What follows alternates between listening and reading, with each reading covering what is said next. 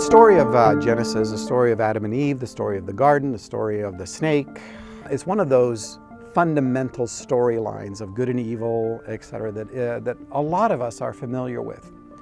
Sometimes we get so familiar with a story that we retell a narrative that we think is there.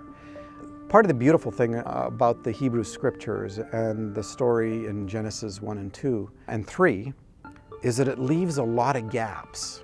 It's very concise, and those gaps allow questions that become part of the unfolding way to look at it.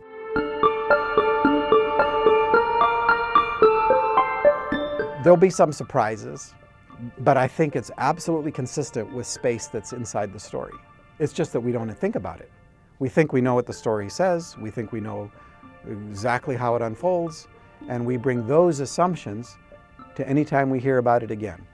Inside this crafting of the narrative, I'm looking at the spaces in between what's given us, as well as staying true, I think, scholastically and academically, but telling the story in such a way that's accessible to a teenager, and yet drawing out things that are beautiful and true, that are in there, but we've missed it because of our assumptions.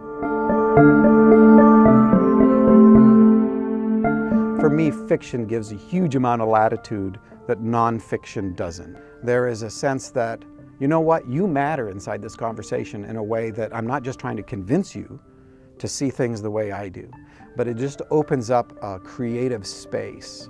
I think fiction comes at you much more as a whole person than just as a mind. I'm hoping that one of the takeaways for people is that they have a greater sense of who they are as a human being. And then we can begin to celebrate the things that make us different and distinctive as gifts, not as points of greater division.